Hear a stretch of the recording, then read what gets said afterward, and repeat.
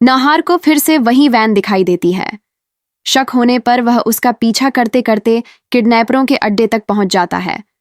वहां अंधेरा और सन्नाटा छाया रहता है। नाहार सावधानी से अंदर बढ़ता है और देखता है कि कुछ गुंडे एक कमरे के सामने पहरा दे रहे हैं। उसका दिल जोर से धड़कने लगता है क्योंकि उसे एहसास हो जाता है कि यहीं रूही कैद है। वह धीरे धीरे कमरे की ओर बढ़ता है। तभी अचानक किडनैपर उसके सामने आ खड़े होते हैं।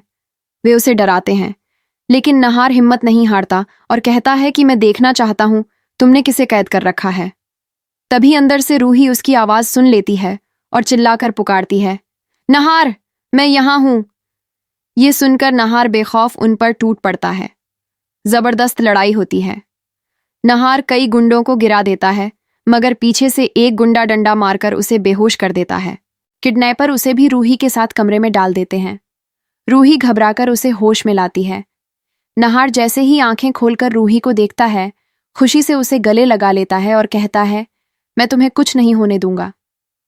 वह खिड़की तोड़कर रूही को बाहर निकालता है और दोनों भागने लगते हैं। किडनैपर उनका पीछा करते हैं। गोलियां चलती हैं, कदमों की आवाज गूंजने लगती है। नाहार रूही को अपनी बाहों में लेकर ढाल बन जाता है और कहता है, भागते रहना, पीछे मत देखना, मैं हूं तुम्हारे साथ। दोनों अड्डे से बाहर निकल आते हैं, मगर पीछा अभी भी जारी रहता है। नाहार पूरी ताकत लगाकर रूही को सुनसान रास्ते से ले जाता है। रूही रोते हुए कहती है, अगर तुम्हें कुछ हो गया तो मैं कभी खुद को माफ नहीं कर पाऊंगी। नाहार उसके आंसू पोंछकर कहता है, जब तक मैं जिंदा हूं तुम्हें कुछ नहीं होगा। दोनों एक वीरान इमारत में छिप जाते हैं।